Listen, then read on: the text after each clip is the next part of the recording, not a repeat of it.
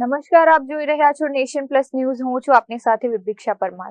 ડભોઈ તાલુકાની શ્રી સ્વામિનારાયણ ગુરુકુલ ખાતે સંસ્થાના સંસ્થાપક અક્ષર નિવાસી પરમ પૂજ્ય ગુરુજી પુરાણી સ્વામીજીની પુણ્ય સ્મૃતિ નિમિત્તે એક વિશેષ રક્તદાન શિબિરનું આયોજન કરવામાં આવ્યું હતું.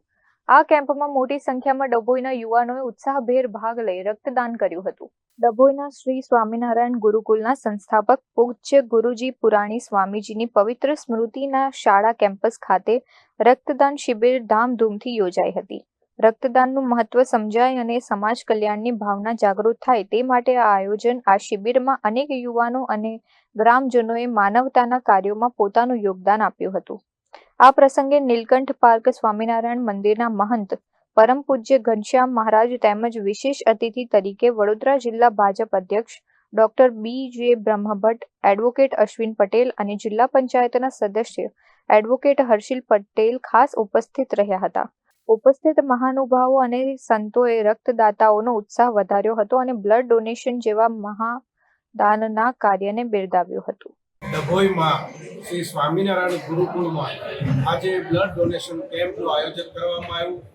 એમાં 25 બોટલો અત્યાર સુધીમાં કમ્પ્લીટ થઈ છે. શરૂઆતમાં હજી આગળ શરૂ છે. તદુપરાંત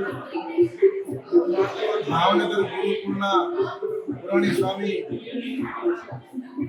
જે દિવસે ધામમાં ગયા એ દિવસેથી એ તિથિ નિમિત્તે સર્વ જીવ હિતાવહના કાર્ય રૂપે આ બ્લડ ડોનેશન કેમ્પનું હર વર્ષે આજે 13 વર્ષથી આ આયોજન થઈ રહ્યું છે.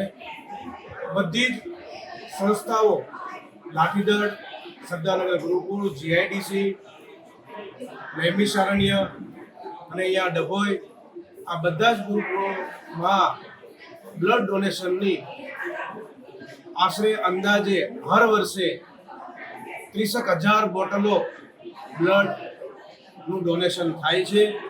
આજે આ ડોનેશન લગભગ એ આંકડાને પણ પાર કરશે એવું અમને જણાઈ રહ્યું છે. જય સ્વામિનારાયણ. મીત માછી, નેશન પ્લસ ન્યૂઝ, ડભોઈ. સમાચારોના સતત અપડેટ મેળવવા માટે અમારી નેશન પ્લસ ન્યૂઝની યુટ્યુબ ચેનલને સબસ્ક્રાઇબ કરો, બેલ આઇકન દબાવો અને જોડાયેલા રહો ફેસબુક, ઇન્સ્ટાગ્રામ અને ટ્વિટર પર.